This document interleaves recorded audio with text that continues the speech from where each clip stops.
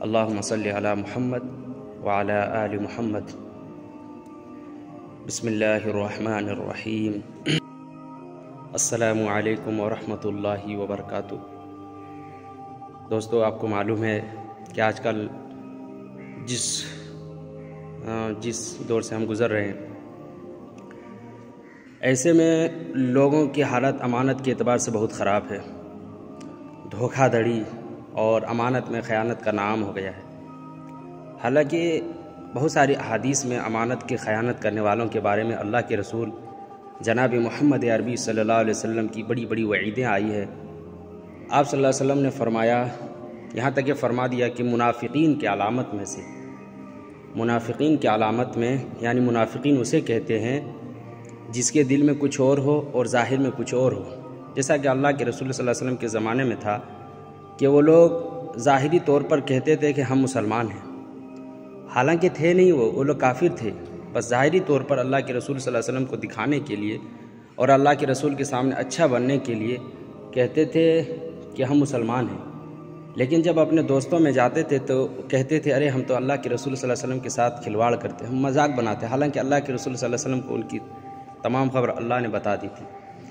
تو ایسے لوگوں کو منافقین کہتے ہیں۔ اللہ کے رسول نے فرمایا جو امانت میں خیانت کرتا ہے وہ منافقین، ان کے اندر منافقین کی علامت میں سے ایک علامت ہے۔ آئیے میں آپ کو ایک اور حدیث سناتا ہوں جس سے آپ کو معلوم ہوگا کہ امانت میں خیانت کرنا کتنا سخت چیز ہے۔ ہم لوگ آج کل مذاق سمجھ لیتے ہیں، کہہ رہے کچھ نہیں ہوگا، یہ دنیا ہے۔ میرے بھائیوں، دوسرے کی وجہ سے اپنی دنیا مت برباد کیجیے، ذرا سے مال کے لالچ میں اپنی دنیا مت برباد کیجیے۔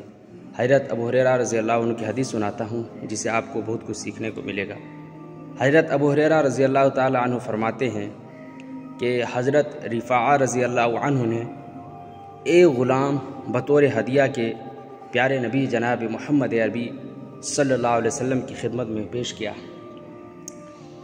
ایک غزوہ خیبر کا موقع تھا کہ وہ غلام اللہ کے رسول صلی اللہ علیہ وسلم کے اونٹ کے سامان کو درست کر رہا تھا کہ اچانک غائبانہ کوئی تیر آئی اور اس کو لگا اور وہ غلام وہیں شہید ہو گیا۔ صحابہ کرام رضی اللہ عنہ نے کہا مبارک ہو، مبارک ہو، یہ شخص تو جنتی ہے۔ ایک تو اللہ کے رسول صلی اللہ علیہ وسلم کی غلامیت حاصل ہے، اور دوسری بات یہ ہے کہ ان کو شہادت کا درجہ نصیب ہے۔ اللہ کے رسول صلی اللہ علیہ وسلم نے فرمایا کہ ایسی بات نہیں ہے، بلکہ بات یہ ہے کہ اس نے ایک چادر خیانت کی تھی جو دوزخ کی آگ بن کر ان پر لپٹ رہی ہے۔ تو دیکھیے، اللہ کے رسول صلی اللہ علیہ وسلم اللہ کے رسول کا غلام ہے، شہادت کا درجہ پا لیا، لیکن ذرا سی غلطی ہو گئی جس کی بنا پر وہ جہنم کی آگ اس پر لپٹ رہی ہے۔ امانت میں خیانت کرنا یہ سب ہم سب کے لیے عبرت کی چیز ہے۔ باقی میرے بھائیوں، ہم سب کو ان سے عبرت حاصل کرنی چاہیے اور اپنی زندگی میں امانت میں آج سے یہ عہد کریں اور اپنے دل میں ٹھان لے کہ آج سے ہم امانت میں خیانت نہیں کریں گے۔ میرے بھائیوں، چند درہم کی وجہ سے آج ہماری بدنامی کی وجہ بھی یہی ہے کہ آج اگر امانت میں خیانت کرنے والا دیکھا جائے تو سب سے زیادہ آپ کو امانت میں خیانت کرنے والے مسلمان ملیں گے۔ کب تک سدھرو گے؟ میرے بھائیوں، خدا نے آج تک اس قوم کی حالت نہ بدلی جسے نہ ہو خود اپنی حالت بدلنے کا خیال۔ ہم سب کو اپنی حالات پر رحم کھانا چاہیے اور ہم سب کو ایمانداری کے ساتھ زندگی گزارنا چاہیے۔ یقین جانیے، دھوکہ دھڑی اور امانت میں خیانت کرنے سب بہت بری چیز ہے۔ اللہ ہم سب کو اسے حفاظت فرمائے۔